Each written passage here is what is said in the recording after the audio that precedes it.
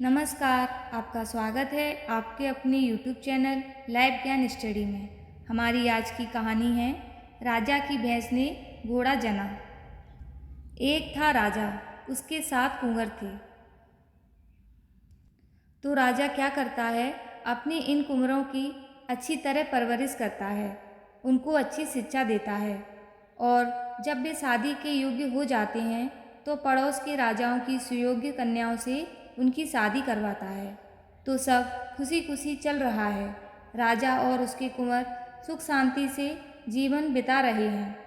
तो एक दिन होता क्या है, राजा के 7वें कुंवर के ससुर अपनी बेटी को मायके लेने आते हैं और इस राजा से कहते हैं कि वे अपनी बेटी को 4 दिन के लिए मायके लेकर जाना चाहते हैं। राजा बोलता है, ठीक है, लेकर जाओ अपनी बेटी को।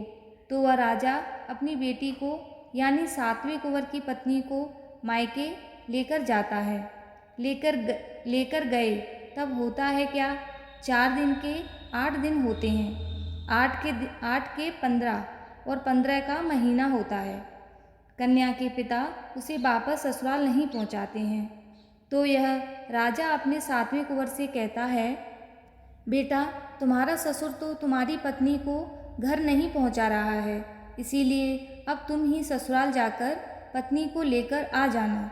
तो 7वां कुंवर करता क्या है, अपने पिता की आज्ञा अनुसार दूसरे दिन अपनी सब दिनचर्या खत्म करके दोपहर ढलने के बाद घोड़े पर सवार होकर ससुराल जाने के लिए निकलता है।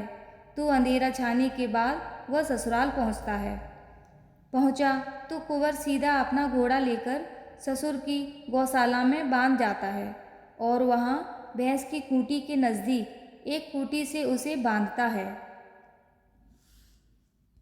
इतना करके वह ससुराल में प्रवेश करता है। सास ससुर को उसे देखकर बहुत ही खुशी होती है। सास उसे पाँव धोने के लिए गर्म पानी देती है, पाँव पोंछने के लिए गमछा देती है, बैठने के लिए चटाई डालती है, उसको जलपान देती है, उसकी बड़ी आव भगत करती हैं। कुछ ही पल में उसके सब साले वहाँ इकट्ठे हो जाते हैं। जीजाजी जीजाजी कहकर उसे मानो सिर पर उठाते हैं, उसकी खुशहाली पूछते हैं। सब औपचारिकता खत्म होने के बाद उसका ससुर उसके आने का कारण पूछता है। तो कुंवर कहता है, ससुर जी, मैं अपनी पत्नी को घर लेने के लिए आया हूँ, बहुत दिन हो गए उसे यहाँ आए हुए। ससुर बोलता है, बेशक लेकर जाना, हमें कोई ऐतराज़ नहीं। सच बोलूँ तो हमें ही उसे इतने दिनों में वहाँ पहुँचा आना चाहिए। अब तुम आए हो तो उसे सुबह लेकर जाना। कुछ पल में रात होती है, उसके लिए खाना परोसा जाता है। कुंवर की सास उसे बड़े इसरार से एक एक पकवान खिलाती है। कुंवर पेट भर के खाना खाकर शांति से सो जाता है। दूसरे दिन होता क्या है, कुंवर पौ फटने से पहले उठता है और प्रातः विधि के लिए नदी के किनारे जाता है। इधर कुंवर के 7 साले हाथ में दुधांधी लेकर गौशाला में भैंस का दूध दोहने जाते हैं। तो वहाँ उन्हें कुंवर का घोड़ा दिखता है। तो वे एकदम जोर से चिल्लाने लगते हैं कि राजा की भैंस ने घोड़ा जना है, राजा की भैंस ने घोड़ा जना है। प्रातः विधि के लिए नदी पर गया कुंवर जब वापस आता है तो उसे 7 साले राजा की भैंस ने घोड़ा जना है, राजा की भैंस ने घोड़ा जना है ऐसे चिल्लाते हुए दिखाई देते हैं। उसे बड़ा आश्चर्य होता है, अरे वाह, राजा की भैंस ने घोड़ा जना है, कहाँ है वो? कुंवर गौशाला के अंदर जाकर देखता है तो उसका ही घोड़ा है वहाँ। तुरंत उसके ध्यान में सब बात आ जाती है। वह अपने सालों से कहता है, अरे जनाबों, राजा की भैंस ने घोड़ा कहाँ जना है? यह तो मेरा ही घोड़ा है। रात मैंने आप लोगों को तकलीफ न हो इसीलिए सीधे यहाँ आकर उसे खूंटे से बांधा था, पर उसके साले उसकी सुनते ही नहीं। वे लगातार चिल्लाते जा रहे थे कि राजा की भैंस ने घोड़ा जना है, राजा की भैंस ने घोड़ा जना है।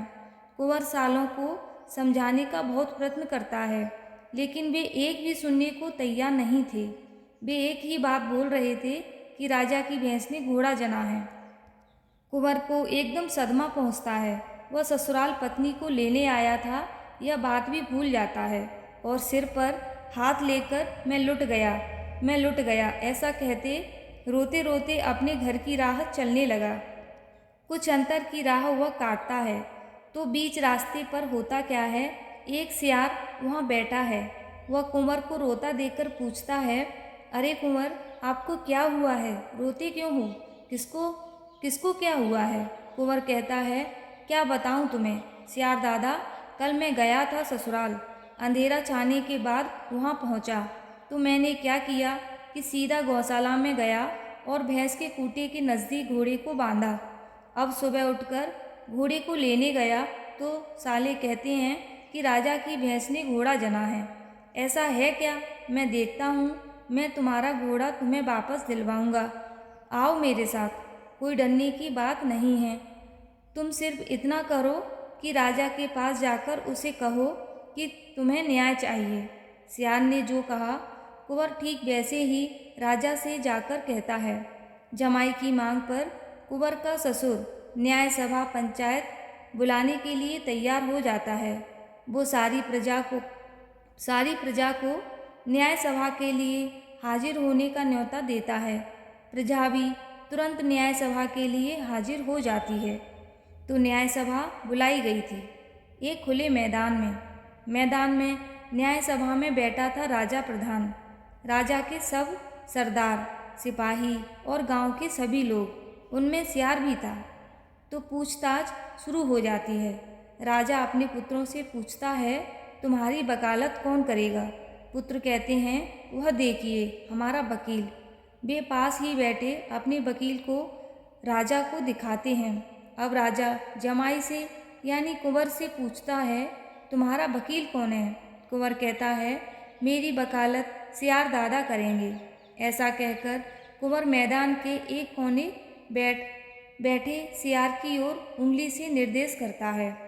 अब होता क्या है कि राजा जब सियार को देखता है तो सियार वहाँ बैठे बैठे झपकियाँ लेता उसे दिखता है।